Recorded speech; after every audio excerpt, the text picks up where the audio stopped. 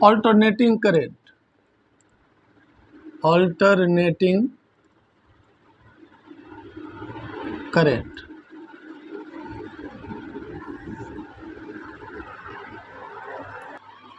आज हम लोग कर रहे हैं इलेक्ट्रोमैग्नेटिक इंडक्शन कर चुके हैं, उसके बाद हमें करना है सीबीएसई के लिए ऑल्टरनेटिंग करंट। इसी में स्टडी करेंगे ऑल्टरनेटिंग करंट और वोल्टेज। हमने स्टडी किया थर्ड चैप्टर में डायरेक्ट करंट, डीसी करंट, जिसमें ओम्स लॉ सब स्टडी किया था, रेजिस्टेंस किया था, ग्रुपिंग ऑफ रेजिस्टेंस किया था, सेल किया था, किरचॉफ्स लॉ, पोटेंशियोमीटर, सारी चीज़ हमने सीख रखा है। अब ऑल्टरनेटिंग करंट की स्टडी करना है। तो एसी की स्टडी क्यों करना होता है? इसके बहुत सारे एडवांटेजेस हैं ओवर डीसी, ये बाद में करेंगे हम लोग। पहले हम लोग देखते हैं एसी होता क्या है, ऑल्टरनेटिंग करंट क्या है। तो अ करंट और voltage is said to be alternating if its value changes continuously and direction changes periodically।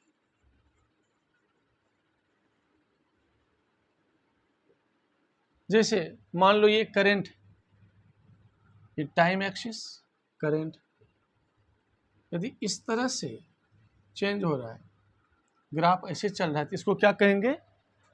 This is alternating current. देखो कॉन्टिन्यूसली वैल्यू चेंज हो रहा है, टाइम जीरो तो वैल्यू जीरो, फिर मैक्सिमम वैल्यू, फिर जीरो, फिर opposite direction में current maximum, फिर जीरो, फिर मैक्सिमम, फिर जीरो, इस तरह से। इसमें क्या देखा हमने?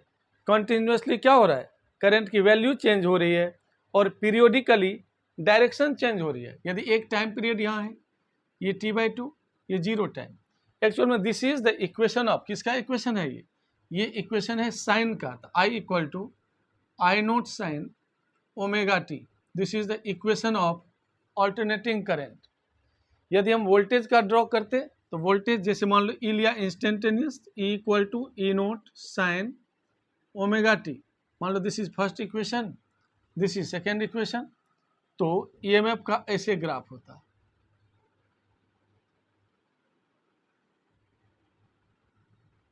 इस तरीके से साइनोसॉइडल चलता है, साथ साथ चल रहा है।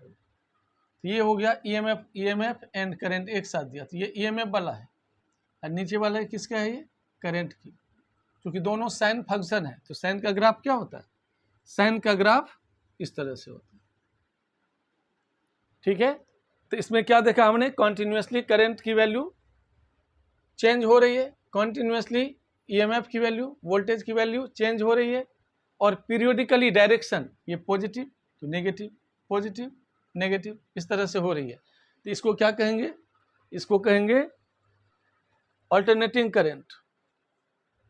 इसको हम ऑल्टरनेटिंग करंट या ईएमएफ का इक्वेशन बोलते हैं। तो ऑल्टरनेटिंग करंट या ईएमएफ का इक्वेशन या तो साइन फंक्शन होगा या तो कॉस। जैसे यदि मैं कहूँ E = E0 sin omega T, ये वोल्टेज का इक्वेशन है, ये कहलाता है इंस्टेंटेनियस वोल्टेज या ईएमएफ। ये कहलाता है peak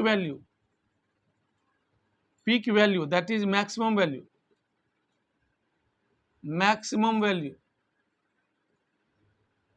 of EMF. Omega angular frequency 2π time period या 2π न्यू। तो इसका इक्वेशन कैसे होगा? अलग से यदि सिर्फ अकेले इसको दिखो, ईएमएफ और टाइम के बीच का ग्राफ इस तरीके से होगा, ठीक है। तो देखो पॉजिटिव नेगेटिव पॉजिटिव, तो क्या हो रहा है? एक तो कंटिन्यूसली वैल्यू चेंज हो रही है, अब पीरियोडिकली डायरेक्शन चेंज हो रही है। देखो इस पॉइंट पे मैक्सिमम ईएमएफ E0, इस पॉइंट पे अपोजिट डायरेक्शन में मैक्सिमम ईएमएफ, यहाँ पे मैक्सिमम ईएमएफ। वोल्टेज की बात करें तो मैक्सिमम वोल्टेज, इसी तरह यदि करंट की बात करें तो करंट का इक्वेशन आई नोट साइन ओमेगा टी, आई क्या कहलाता है, इंस्टेंटेनियस करंट, आई नोट है पीक वैल्यू या maximum value of alternating current, omega same चीज 2 बाय टाइम पीरियड। इसका इक्वेशन यदि हम दिखाएंगे तो कैसे दिखाएंगे, साइन फंक्शन है इस तरीके से, करंट एक्सिस यदि वाई लिया, टाइम एक्सिस तो देखो positive negative positive, direction periodically change हो रही है, हाफ टाइम पीरियड है, ये फुल टाइम पीरियड है, टाइम 0 से स्टार्ट हुआ, यहाँ पे मैक्सिमम करंट है, this is I note, opposite direction में मैक्सिमम करंट है आई नोट, सो ऑन। ये दोनों किसका फंक्शन है, साइन का फंक्शन है। This is the equation of alternating EMF, this is the equation of alternating current. अब इसको दूसरे तरीके से भी हम दिखा सकते हैं, कैसे दिखा सकते हैं, हम इसको लिख सकते हैं E equal to E naught cos omega T, cos का भी फंक्शन लिखा जा सकता है, E equal to E naught cos omega T, और I equal to I naught cos omega T. तो यहाँ पे E इंस्टेंटेनियस वैल्यू है, peak value omega 2 pi by capital T time period, यहाँ instantaneous value, instantaneous means at any time T, ये current की value होगी। इसका ग्राफ कैसे होता है, इसका ग्राफ इस तरीके से होगा, कॉस का ग्राफ ईएमएफ और टाइम के बीच, यदि सेम पे प्लॉट करना है या अलग से कर दो तो सेम तरीके से होगा किसका, करंट का ग्राफ।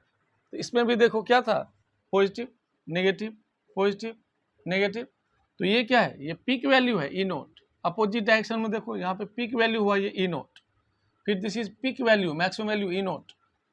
करंट की जब हम ग्राफ ड्रॉ करेंगे सेम तरीके से, करंट और टाइम के साथ, peak value this is I note, opposite direction पे आई नोट, फिर यहाँ पे आई नोट, करंट की देखो वैल्यू कंटिन्यूसली चेंज हो रही है, मैक्सिमम घट के 0, धीरे धीरे इंक्रीज कर रही है अपोजिट डायरेक्शन में, फिर मैक्सिमम, फिर 0, फिर मैक्सिमम, सो ऑन। तो ये इसका इक्वेशन कैसे लिखेंगे, ये वाला, this is I equal to I naught cos omega T. तो हम I equal to I note sine omega T या कॉस ओमेगा टी, दोनों क्या होता है, ऑल्टरनेटिंग करंट का इक्वेशन, ठीक है। तो ऑल्टरनेटिंग करंट या वोल्टेज उसको कहते हैं जिसमें value changes continuously and direction changes periodically. तो अब देखो इसके मैं डिफरेंट ग्राफ, 2-3 ग्राफ बता देता हूं। जैसे एक तो आपने अभी सीखा, जो इस तरह ऐसा यदि ग्राफ हो करंट और टाइम के बीच में, ये फिक्स होना चाहिए कांस्टेंट, तो एम्पलीट्यूड क्या होना चाहिए, कांस्टेंट।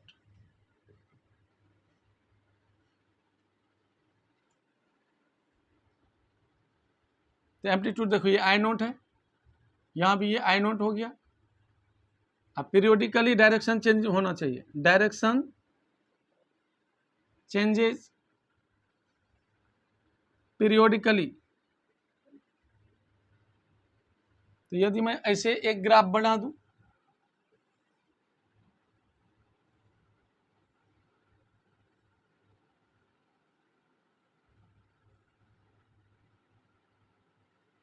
ये भी देखो पॉजिटिव नेगेटिव,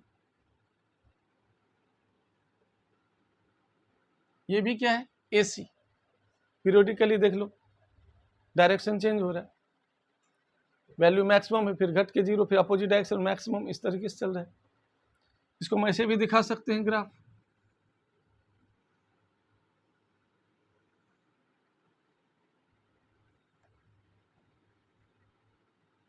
टाइम और करंट के बीच का ग्राफ, पॉजिटिव नेगेटिव, ये भी क्या है, ऑल्टरनेटिंग करंट। ये सारे ग्राफ ऑल्टरनेटिंग करंट के हैं। लेकिन यदि मैं ग्राफ ऐसे बना दूं, करंट और time, this is not AC, ये एसी प्लस डीसी है, this is not pure AC, this is AC plus DC.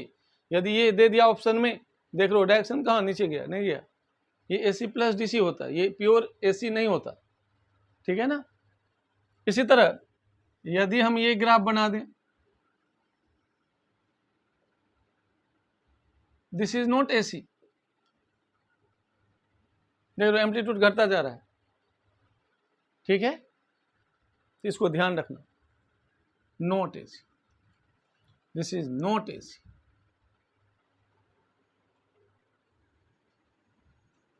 This is the basic of AC, alternating current या ऑल्टरनेटिंग वोल्टेज। अब क्या होता है, एक फुल साइकिल में, यदि हम एक फुल साइकिल की बात करें, जैसे मान लो मैंने साइन कर्व लिया, ये टाइम पीरियड T है, मान लो T और I के बीच का ग्राफ है ये, this is time period by 2, this is maximum value, peak value I not, opposite direction में पीक वैल्यू I नॉट, ये प्लस तो ये माइनस, तो एवरेज वैल्यू जो होगा, average value of current is of alternating current is 0।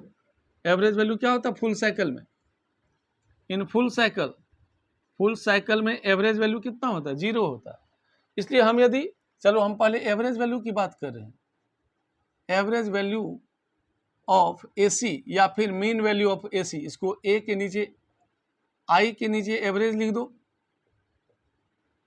और I के नीचे M लिख दो, I मीन या I एवरेज की बात कर रहा हूं मैं। तो फुल साइकिल में क्या होता है, ऑल्टरनेटिंग करंट की वैल्यू 0 होती है। क्यों 0 होती है, जितना पॉजिटिव है देखो उतना ही नेगेटिव है, तो नेट वैल्यू 0 हो जाते थे। फुल साइकिल में एवरेज वैल्यू ऑल्टरनेटिंग करंट की 0 होती है, इसलिए हम एवरेज वैल्यू किसी भी हाफ साइकिल के लिए निकालते हैं। Average value of AC for any half cycle, any half cycle जब निकालते हैं, जैसे मान लो हमने सिर्फ सबसे पहले फर्स्ट के लिए निकाला, फर्स्ट पॉजिटिव हाफ साइकिल के लिए, तो I एवरेज क्या होगा, I average equal to I dt half cycle में divided by dt half cycle में। एवरेज ऐसे ही निकालते हैं ना, I average equal to I dt particular dt time के लिए है, तो 0 से T/2 हाफ साइकिल हो गया टोटल, डिवाइडेड बाय dt 0 से T/2 तक। तो यहाँ पे I की वैल्यू बदले डाल दो आप,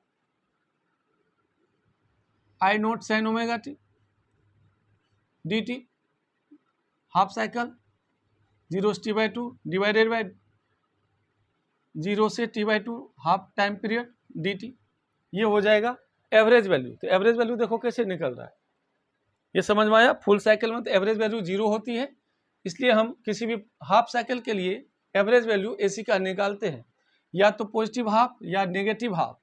पॉजिटिव हाफ साइकिल के लिए जो भी एवरेज वैल्यू होगा उतना ही वैल्यू नेगेटिव के लिए ही होगा, लेकिन साइन क्या हो जाएगा, इसका पॉजिटिव तो इसका नेगेटिव। एवरेज वैल्यू निकालने का तरीका क्या है, I dt half cycle divided by dt half cycle, ये फॉर्मूला हो गया एवरेज का। तो देखो हम यहाँ से इंटीग्रेट करते हैं, तो I average equal to I naught बाहर कर दिया, साइन ओमेगा t dt 0 से T/2 whole divided by dt का इंटीग्रेशन t 0 से T/2, I naught sine omega t का इंटीग्रेशन क्या होता है, minus cos omega t divided by omega 0 से T/2 whole divided by T/2 minus 0, upper limit minus lower limit, this is equal to, इसको मिटा देता हूं,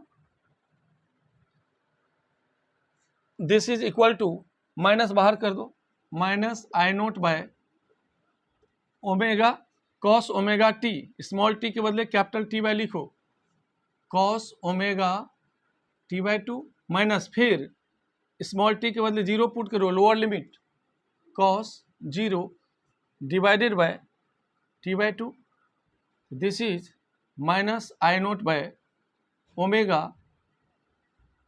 कॉस ओमेगा t क्या होता है 2 pi, cos pi minus cos 0 divided by T/2, तो this is minus I naught by omega cos pi क्या होता है -1 कॉस 0 1 डिवाइडेड बाय T/2, यहाँ तक क्लियर है? यहाँ तक नोट करो। मिटा दूँ लेफ्ट साइड? चलो मिटा देता हूँ। और I average equal to minus I naught into -2 divided by omega into T by 2। 2i naught omega T क्या होता है 2 pi by 2, 2 cancel, 2i note by pi 0.637 i naught. This is the average value of alternating current for positive half cycle. तो positive half cycle के लिए कितना हुआ average current 2i note by pi. I naught is the peak value और maximum value of alternating current, क्योंकि alternating current में क्या होता है करंट कॉन्टिन्यूसली चेंज होता है वैल्यू, जीरो से मैक्सिमम, मैक्सिमम से जीरो, फिर अपोजिट डायरेक्शन में। तो फोर नेगेटिव हाफ साइकिल के लिए क्या बोलेंगे, फोर नेगेटिव हाफ साइकिल जैसे मान लो हमने लिया t/2 से लेकर के कैपिटल T तक हाफ साइकिल, तो इसमें क्या होगा I average equal to -2i note by pi, that is -0.637 I nought, where I nought is the peak value of current. तो ये हमने किसका निकाला, मीन और average value of alternating current. Same तरीका से हम कर सकते हैं मीन और average value of alternating EMF, mean और average value of alternating EMF, same technique. तो ऑल्टरनेटिंग EMF का मीन वैल्यू क्या होगा, इसी तरीके से करेंगे, आई के बदले ई का यूज करना है सिर्फ। तो इसका भी आंसर क्या आता है, for positive half cycle, for positive half cycle यानी 0 से t/2 तक मीन वैल्यू होता है E mean equal to 2e nought by pi, that is 0.637 e nought, where e nought is the peak value of EMF। अब for negative half cycle, for negative half cycle कितना होता है, यानी t/2 time से लेकर के complete t तक, E average equal to -2e nought by pi, that is -0.637 e nought. This is the average और mean value of alternating EMF for positive half cycle, for negative half cycle. तो इसका भी total average value full cycle में कितना हो जाएगा, जितना positive उतना नेगेटिव, तो एवरेज वैल्यू फुल साइकिल में कितना हो गया, net average value in full cycle is 0, alternating current के लिए भी और वोल्टेज के लिए भी। इसलिए क्या होता है, जो हमने सबसे पहले करंट इलेक्ट्रिसिटी में स्टडी किया था, हमारा करंट का मेजरमेंट कौन करता था, which instrument is used for the measurement of current, तो हम वहाँ क्या यूज करते थे, आमीटर। आमीटर क्या करता था, मेजर करंट, करंट का मेजरमेंट करता था। लेकिन यहाँ पे AC का मेजरमेंट आमीटर नहीं करता। वाई नहीं करता, आमीटर से हम ऑर्डिनरी आमीटर से we can not measure the alternating current. Why, since for full cycle, for full cycle क्या होता है, कितना करंट होता है, for full cycle current AC कितना होता है 0, तो ऑर्डिनरी आमीटर क्या रीडिंग देगा, 0 रीडिंग देगा। इसलिए इसके मेजरमेंट के लिए जिस इंस्ट्रूमेंट का यूज करते हैं उसको कहते हैं hot wire instrument. Hot wire instrument for the measurement of alternating current और alternating voltage we use hot wire instrument. It is based on heating effect, it is based on heating effect of current और voltage। इसलिए यहाँ पे alternating ammeter बोलते हैं यहाँ पे। इसी तरह alternating voltmeter बोलते हैं। सिंपल वोल्टमीटर पोटेंशियल डिफरेंस का मेजरमेंट नहीं कर सकता, क्योंकि फुल साइकिल में एवरेज क्या होता है EMF 0। इसलिए volt meter, ordinary volt meter जिससे हमने पोटेंशियल डिफरेंस मेजर किया था करंट इलेक्ट्रिसिटी में, DC में, ऑल्टरनेटिंग में नहीं करता। क्यों, ऑल्टरनेटिंग में फुल साइकिल में क्या होता है एवरेज EMF 0, इसलिए यहाँ पे जो करता है उसको अल्टरनेटिंग वोल्टेज बोलते हैं। It is based on hot wire, it is based on heating effect. ठीक है, समझ में आया? तो ये है इसका मेजरमेंट का इंस्ट्रूमेंट, ये हीटिंग इफेक्ट पे होता है। अल्टरनेटिंग आमीटर या अल्टरनेटिंग वोल्टमीटर बोला जाता है इसको। इसी तरह से हमने जब ये सीखा कि कॉन्टिन्यूसली वैल्यू चेंज होता है एसी में और पीरियोडिकली डायरेक्शन चेंज होती है, फिर हमें एसी के लिए रूट मीन स्क्वायर वैल्यू निकालना होता है। Root mean square value of alternating current, ये डेरिवेशन सीबीएसई में पूछा जाता है। इसको आई आरएमएस बोलते हैं या आई इफेक्टिव बोलते हैं या आई वर्चुअल बोलते हैं। ये होता क्या है, जैसे मान लो रेजिस्टेंस है, ऑल्टरनेटिंग करंट वोल्टेज को ऐसे दिखाया जाता है, इस तरह से।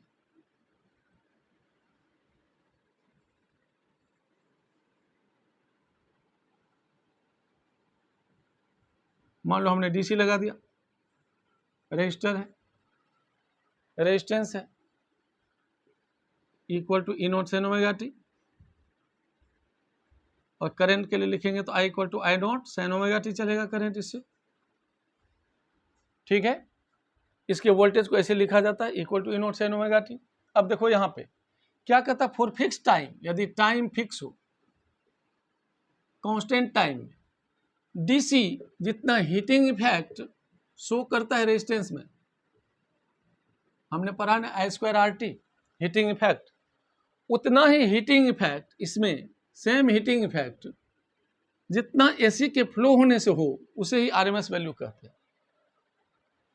जितना इसमें हीटिंग इफेक्ट डीसी के फ्लो होने से होता है, जैसे मान लो मैंने कहा जो नहीं, इसमें मैंने 10 एम्पियर डीसी फ्लो कराया तो हीटिंग इफेक्ट आ गया हमारा एच मान लो, तो कहता है इसमें कितना करंट के फ्लो कराने से सेम हीटिंग इफेक्ट आएगा, that current is called RMS current. Root mean square value of alternating current या इफेक्टिव या वर्चुअल। ठीक है, तो जैसे इसको निकालते कैसे हैं, इसको निकालने का तरीका है, नाम से ही आप कर सकते हैं या अलग तरीका भी है। तो नाम से देखो क्या कहते हैं,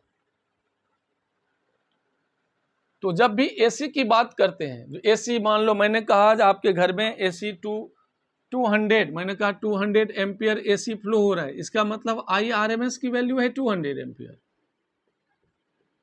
जो भी हमने कहा कितना एसी फ्लो हो रहा है घर में, वायर में, हमारे घर के अंदर 200, मान लो इतना होता नहीं है, यदि कह दिया मान लो, तो इसका मतलब I RMS is given, root mean square value of current is given. इसको निकालते कैसे हैं, तो देखो ना क्या है, रूट, पहले देखो I square D T, square value by D T, full cycle, full cycle under root, root mean square current,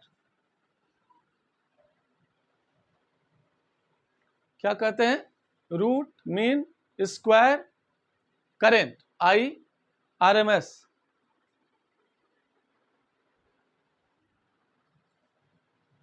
तो हमने क्या सीखा, आई आरएमएस मीन्स, पहले देखो square value of current, I square R T, I square D T, 0 से T तक, mean divided by D T 0 से T तक, root square root, this is RMS. तो हम आई आरएमएस को डायरेक्ट ऐसे भी कर सकते हैं, under root I not sine omega t whole square D T, full cycle, क्योंकि फुल साइकिल में भी क्या होगा, करंट पॉजिटिव ही आएगा, क्यों, निगेटिव का भी होल स्क्वायर क्या होता है, पॉजिटिव होता है, इसलिए हम फुल साइकिल में ये करते हैं।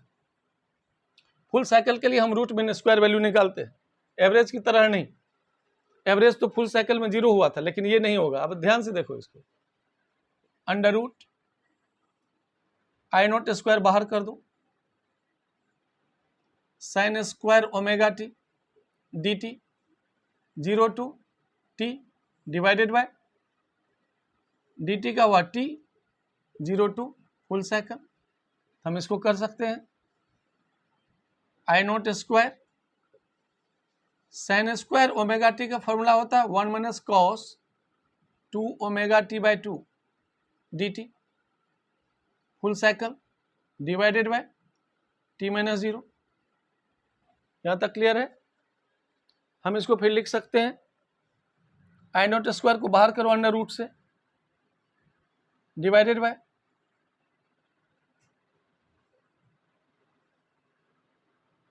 1/2 1 डी टी का T minus cos 2 omega T sine 2 omega T by 2 omega 0 से टी डिवाइडेड बाय टी। देख लो 1 डी टी का integration T cos 2 omega T D T का sine 2 omega T by 2 omega. अब इसको और सिंप्लीफाई करो, आई नॉट स्क्वायर को बाहर निकाल दिया। अब जब हम सिंप्लीफाई करेंगे ये क्या हो जाएगा I R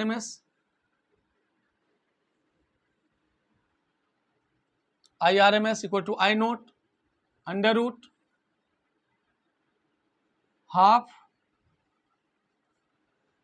T minus 0 upper limit minus lower limit minus sine 2 omega capital T minus sine 0 divided by 2 omega whole divided by capital T. अब क्या क्या हमने स्मॉल टी के बदले कैपिटल टी पुट किया, फिर माइनस फिर लोअर लिमिट, पहले upper limit minus lower limit, फिर इसी तरह स्मॉल टी के बदले upper limit minus sine 2 omega into 0 sine 0। तो अब देखो this is I naught under root 1/2, यहाँ क्या हो गया T minus sine 2 omega T कितना होता है साइन 4 पाई, साइन 4 पाई की value 0 0 minus 0 sine 0 0 divided by 2 omega by capital T. This will be I naught under root half T by T cancel, this will be I not by root 2। This is the RMS value of current. ठीक है, तो हमने क्या सीखा, root mean square value of alternating current का value कितना है आई not by root 2। तो हमने सीखा आई RMS या आई वर्चुअल या फिर I effective is equal to I not by root 2। Rationalise करो रूट 2 बाई 2 तो 0.707 I nought. This is the value of virtual या इफेक्टिव या RMS।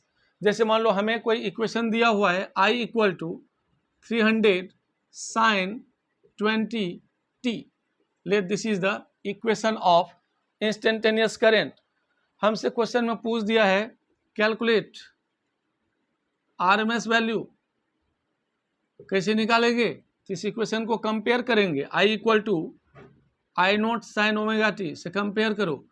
देखो कंपेयर करने के बाद हमें क्या निकला I nought equal to 300 ampere, यदि एम्पियर में है तो एज आई वर्चुअल या RMS equal to I nought by root 2 या फिर 0.707 आई नॉट, तो वैल्यू कितना हो जाएगा 0.707 इंटू 300, तो ये हो जाएगा डेसिमल यहाँ पे आ जाएगा 212 ampere. This is the RMS value या रूट मीन स्क्वायर वैल्यू। इस तरीके से हम निकालते हैं। इसी में यदि एवरेज वैल्यू पूछ देता calculate average for half cycle, half cycle के लिए तो एवरेज वैल्यू हम कैसे निकालते, तो आई एवरेज क्या था 2 आई नॉट डिवाइडेड बाय पाई या 0.637 आई नॉट, तो 0.637 आई नॉट की वैल्यू 300, 2 जीरो से डेसिमल यहाँ शिफ्ट कर गया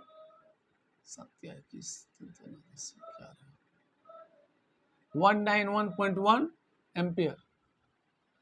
तो इस तरीके से हम RMS वैल्यू निकालते हैं और एवरेज वैल्यू निकालते हैं। हमें इक्वेशन दिया रहता है, हम आसानी से निकाल लेते हैं। यदि इसी क्वेश्चन में आपसे फ्रीक्वेंसी पूछता तो कैसे निकालते? तो देखो यहाँ पे ओमेगा के बदले क्या है, यहाँ पे 20, तो हम कहते हैं ओमेगा इक्वल टू 20, ओमेगा हो गया 2 pi nu, 2 pi nu 20, nu equal to 20/2 pi hertz हो गया या साइकिल पर सेकेंड, ठीक है, या पर सेकेंड हो गया। इसी में टाइम पीरियड पूछता तो टाइम पीरियड 1/फ्रीक्वेंसी 2 पाई/20 सेकेंड। इस तरीके से कुछ भी पूछेगा तो हम कंपेयर करके क्वेश्चन कर सकते हैं। मान लो मैंने दूसरे तरीके से क्वेश्चन दे दिया, जैसे मान लो हमने कह दिया कि चलो क्वेश्चन इस तरीके से, this is the graph of alternating current and time. जैसे मान लो मैंने क्वेश्चन दिया इस तरीके से,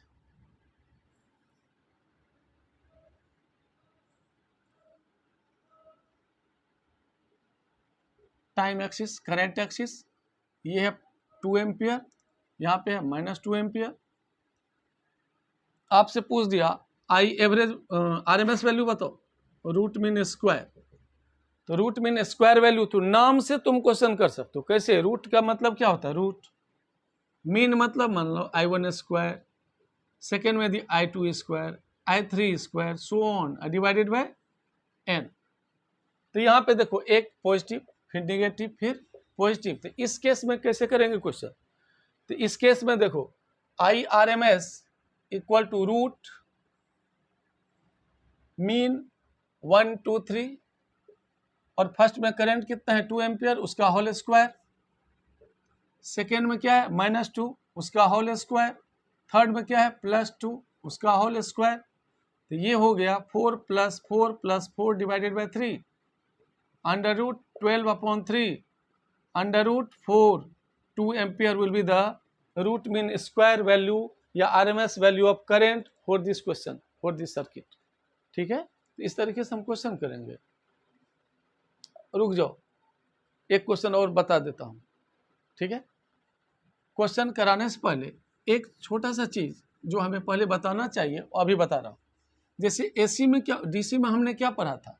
DC में हमने स्टडी किया था DC में कि जैसे ओम्स लॉ था, V = IR, V था पोटेंशियल डिफरेंस, R था रेजिस्टेंस, यानी सर्किट एलिमेंट कौन था? सिर्फ resistance.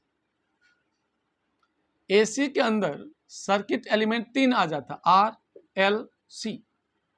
In AC there are 3 circuit element which changes the, which affects the AC or alternating current or voltage. It will affect, किस पे effect डालता है? अल्टरनेटिंग करंट या अल्टरनेटिंग वोल्टेज पे।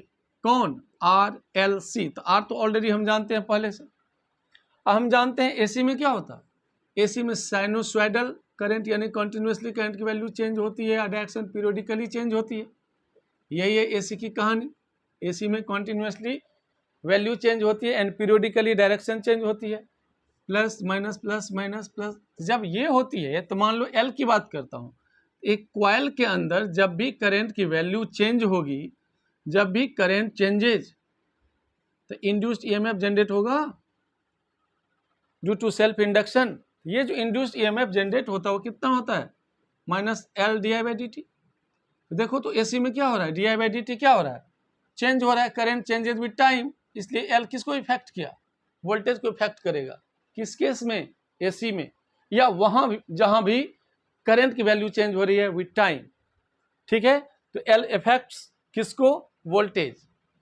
तो इसलिए क्या कहेंगे? L is the circuit element of alternating current. अब देखो यहाँ पे इसी तरह यदि हम C की बात करें कैपेसिटर की, तो इसको ध्यान से देखो। हमने पढ़ा था Q = CV इलेक्ट्रोस्टैट में, Q = C × V। Q क्या था? चार्ज। हमने क्या पढ़ा था? Electric charge proportional to potential difference. Q = एक कांस्टेंट दिया था, इसको कहते थे कैपेसिटेंस। अब कैपेसिटेंस क्या करता है DC के लिए? तो DC को तो रोक देता है। जैसे मान लो यदि हमने यहाँ DC सप्लाई किया, तो DC जैसे सप्लाई किया तो ये पॉजिटिव निगेटिव है, तो इसको क्या करेगा? चार्ज कर देगा। चार्ज करने के बाद इससे करंट का वैल्यू 0 हो जाती है, करंट पास नहीं होता। कैपेसिटर करंट को, DC को ब्लॉक कर देता है। क्यों? जैसे कंप्लीट चार्ज हुआ तो करंट क्या होता है? Rate of change of charge dQ/dt। यदि ये कांस्टेंट है तो कांस्टेंट का डिफरेंशिएशन क्या होगा, 0, इसलिए no current flows through the capacitor in case of DC, क्योंकि ये बहुत जल्दी चार्ज कर देता है पूरा, ये पोटेंशियल पॉजिटिव है, पॉजिटिव निगेटिव तो निगेटिव चार्ज आ जाता है। लेकिन एसी के केस में क्या होता है, एसी के केस में इन केस ऑफ एसी, ये कैपेसिटर दिया, एसी को ऐसे रिप्रेजेंट करते हैं जैसे equal to E naught sine omega T. तो देखो साइन का फंक्शन है, कॉन्टिन्यूसली क्या होगा, वोल्टेज चेंज होगा, कॉन्टिन्यूसली क्या होगा, करंट चेंज होगा, I equal to I note sine omega T. यदि करंट की बात करें तो कॉन्टिन्यूसली चेंज हो रही है, करंट मैक्सिमम वैल्यू तक जाती है, पीक वैल्यू, फिर घट के 0, फिर अपोजिट डायरेक्शन में।